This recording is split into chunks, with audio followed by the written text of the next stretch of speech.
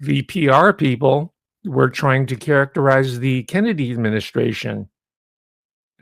Jacqueline Bouvier Kennedy and John F. Kennedy, that administration was known collectively as Camelot, because there's a popular music going on that hit American shores. Again, it's the Anglo-American connection, the special relationship, which has been cultivated and engineered purposely so that the City of London maintains control over mainstream USA. And they're really struggling hard now in 2025 because the information is out there now. We know their MO, right? So it's called Camelot, starring none other than Richard Hedis. And they loved it. So they said, oh, this is the Kennedy, we are the new Camelot. And also, speaking of the Anglo-American cooperative popular culture venture or mind buggery, was the embrace of a former intelligence agency, Ian Fleming. Yeah. When asked who his favorite literary man was, John F. Kennedy, he was president at the time, he said, I really like Ian Fleming, 007. These are my favorite books. And that was played up. And those are my favorite movies growing up as well. And so I had to, and I'm currently still doing it. I'm reviewing them. And I'm also, this is about a year ago now, I read sequentially in chronological order, in order of publication, all the Ian Fleming 007 fiction set mostly in Jamaica, in the Caribbean, which is the location now of the banking system. The global banking system is no longer geographically set in Fort Knox or in the City of London. It's in the Bahamas.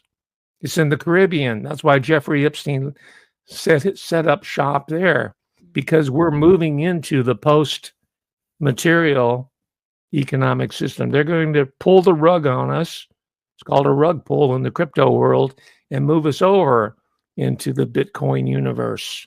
And Ian Fleming was giving his marching orders from MI decades ago. He says, okay, we have to popularize. How are we going to do this? Well, we're going to create spy novels.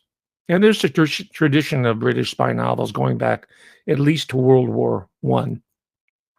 And he followed in that path.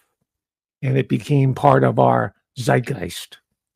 At the top of the pyramid of the three-letter agencies in the UK and the US that are spearheading this, how is it structured in terms of mass brainwashing of the entire world in many ways?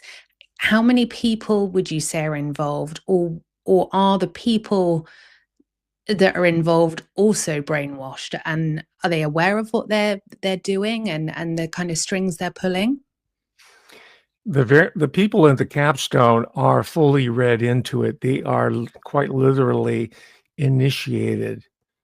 And we have been inundated ad nauseum with all these movies, stories, accounts of Skull and Bones, right? It's almost trivial now. So when I say it, it's not going to have any sort of meaning. It's going to be, oh, well, we know that already, dude. Joe Rogan talks about this all the time, man. Yeah. That doesn't mean that it doesn't exist. It doesn't mean that it's an effective model. It's very much in play.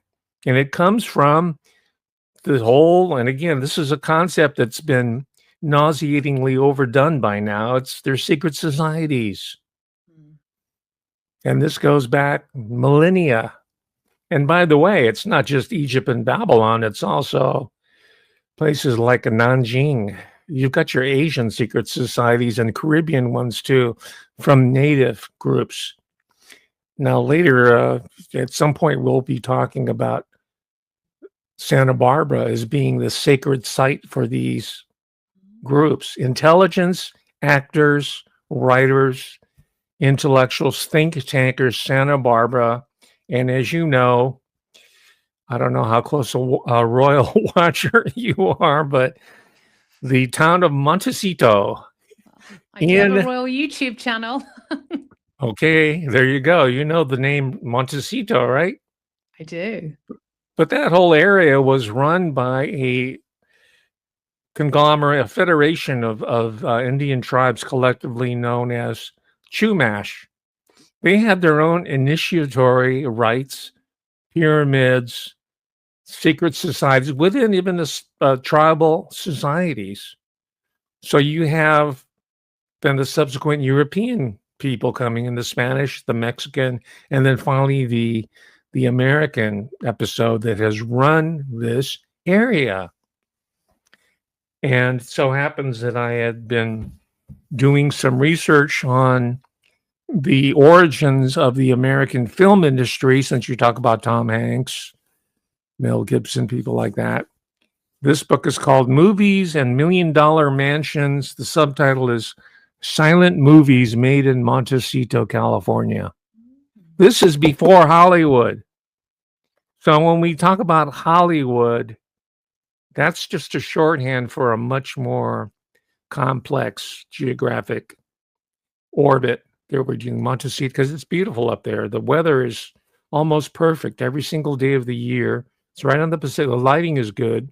Not much. Well, there's some rain, but not too much. But the living is really nice. And this is really the origins of the American film industry, is not Hollywood per se. That's where the sets were. There it was up in Montecito. This is why the celebrities to this day have gravitated to the area. And if you look at some of the names, most of them are unfamiliar to us by now. They're lost to history. Most of the talent, especially the acting and the directing talent, were British because they came out of the theater. It was highly developed before the age of cinema, right? Most of your early American theatrical performers had direct experience with the London stage, and it translated into Hollywood movies. So the talent pool itself was built upon the empire. Talking of Montecito, do you think, because there's been a lot recently out about the way celebrities and pastors, whatever the correct way in anyone's accent is to say it, are grouped in places like there and Hidden Hills. Mm-hmm. Do you think that there are religious leaders being sent from three-letter agencies into these pockets of where elites in America reside? Absolutely. Specifically in Santa Barbara, not surprisingly, you're going to find any number of people grouped under the larger generic heading of New Age. Definitely not Christian. Absolutely Luciferian. You've got your Blavatskys, your Theosophists, and you have your, this mishmash of different Asian-ish type religions. Anything that's non-Christian or anti-Christian is welcomed with open arms up in Santa Barbara. It's been historically a site, a geographic location for these heterodox ideas. Santa Barbara, Montecito, along with the Bay Area, San Francisco, and Los Angeles, are associated globally, internationally, with cutting-edge thought, belief, behavior because of this occult tradition that goes back, I don't say decades, I say centuries, because it begins with the native people. They were the ones who were ingesting the datura plant. It's a hallucinogen. They made rituals. They organized themselves on that basis. And by the way, there's good archaeological evidence emerging that ritualistic use of these hallucinogens, and your own Aldous Huxley, by the way, came to Hollywood specifically so he can indulge himself in this. There's a really good book called Huxley in Hollywood that talks about his foray into, quote unquote, Hollywood. But there's evidence that these native people, the Chumash, they got their ethnobotanical science from the yellow people, right? Your The people, Professor. Exactly. They came in by boat, trans-Pacific, from South Asia, East Asia, bringing in their ethnobotanical culture and and plants, right? And this is why you have sort of an Asiatic Orientalist veneer on a lot of these characters who live up in Montecito, like Oprah Winfrey, right? So I know she has a home in Maui, and then Ellen DeGeneres and her quote unquote wife used to live there. I think they moved into your country. Maybe they're moving. I know they had a home there. A lot of celebrities. These are some of the more well-known ones there. So you have a whole tradition of witchcraft, right, from Europe, German, English, French Rosicrucianism. You have native and you have Asian. And I mentioned Oprah Winfrey. Her people come from the South. And so they come from Voodoo. We're talking about Haitian.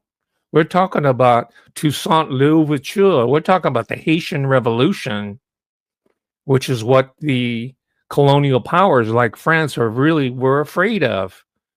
I mean, the black people of Haiti overthrew the reigning colonial empire, France, the Empire of France, and they created a nation called Haiti. So they determined they would never rise above the certain level of squalor. And this situation obtains to 2025. And the same pattern was repeated all over the world. It was attempted, including the yellow world, the Asian world. Now, the reason why the yellow people in Hollywood / Anglo-American films coming out of London do not show people like me, especially if we're heterosexual. If you're a gay Asian man, you're in, okay? But not a heterosexual like me. We'll put Steven Seagal where I should be instead. You don't see us, and if you do see us, we are Dr. No. Right, alluding back to Cubby Broccoli, Albert Broccoli, and Ian Fleming, Dr. No. There's so much racism within the entertainment industry as well towards yellow people. And I just, in case viewers weren't on the last stream, Professor Hamamoto told me to call him a yellow person. I am not being incredibly rude by doing this. You did encourage me to. But there is, you very much get pigeonholed. And it's like when the three-letter agencies are recruiting for the world stage, it's like, we'll have a few of those Haitian voodoo, that'll be Oprah and Beyonce. We'll have a few yellow spies, and then everyone very much stays in their lane. And this is so interesting because when you see these people, there's so many examples, but when you see someone that tries to diversify or go against that set narrative, the backlash is unbelievable. And the very ecosystem that has pretended to nurture them and build them up then tries to destroy them. Yeah, absolutely. This is something that I rebelled against professionally through my entire career, and that's probably the reason why I was banned from the university, quite literally banned. I'm no longer entitled to ever hold a job with the illustrious University of California system. Right? I've been blackballed. I've been excommunicated. I don't mean to be dramatic here. I mean, they had to bring in the former head of Homeland Security, Janet Napolitano. They made her the president of the University of California just to subdue this yellow man.